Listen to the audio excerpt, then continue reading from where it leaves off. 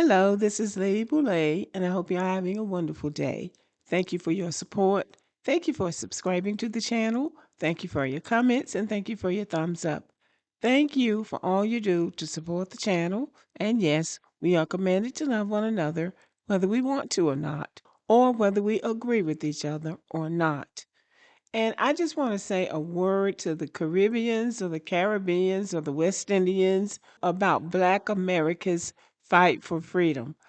I want you to know, and I say this with all due respect, Black Americans fought for our own freedom and our own independence. 650 and white people fought for it too. Over 600,000 Black and white Americans died during the Civil War, which brought slavery to an end. It was not Jamaicans, it was not Haitians, it was not Africans, it was Americans that brought slavery in America to an end.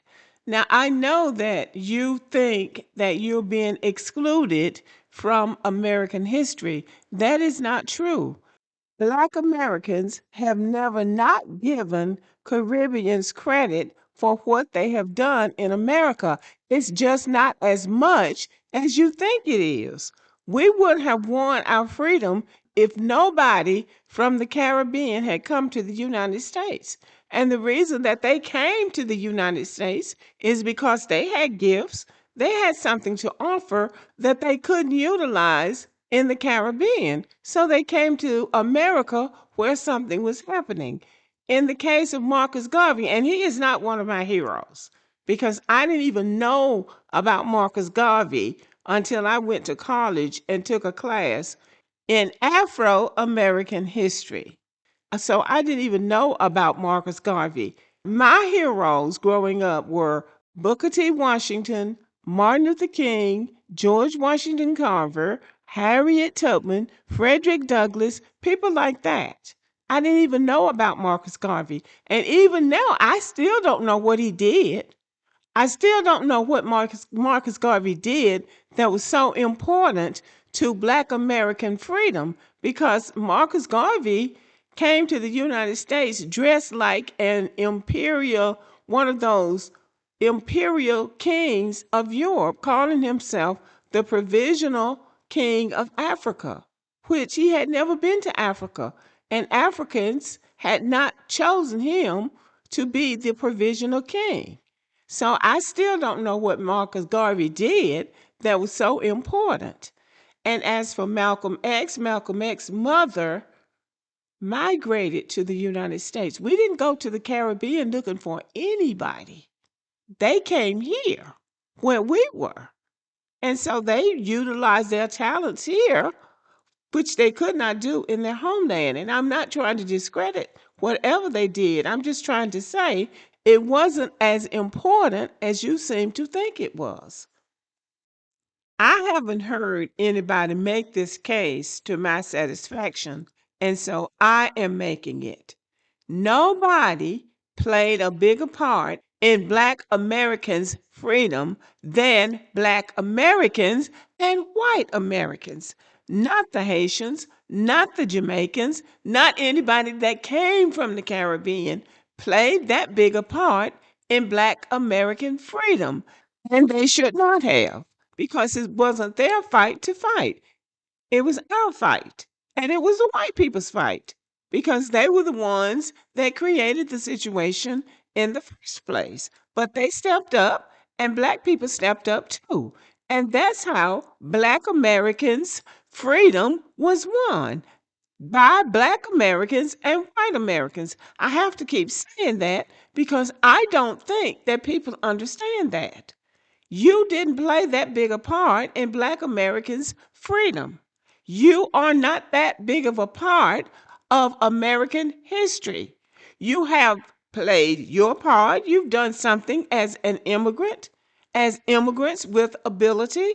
Colin Powell had ability, and he was the first Black chairman of the Joint Chiefs of Staff.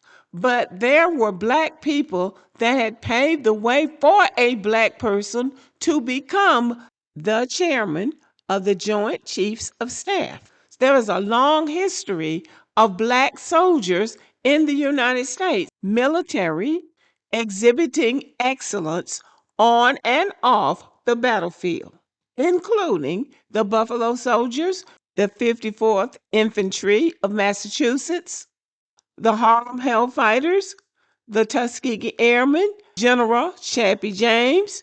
There is a long history of Black soldiers in the United States military exhibiting excellence, and that's what brought Colin Powell to that position.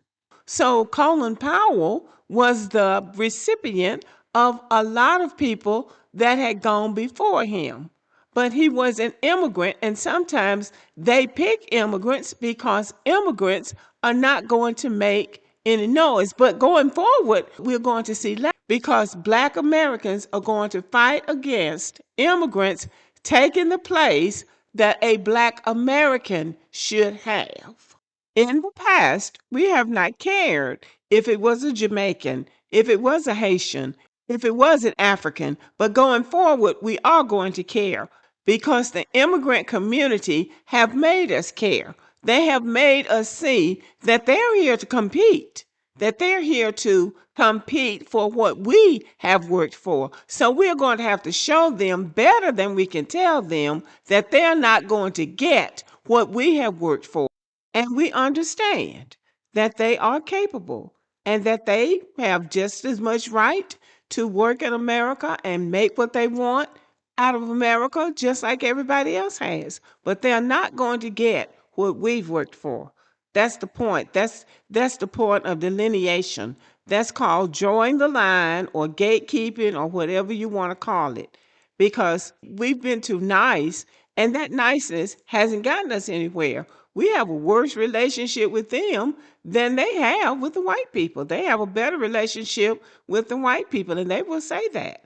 So they don't have to convince us anymore because they've done a good job of convincing us that they get along with the white people and that they don't have the issues that we have. So going forward, that's how we're going to play the game. But they need to understand they are not central to our history. They are not central to our freedom. And they are not central to the civil rights movement of the United States of America.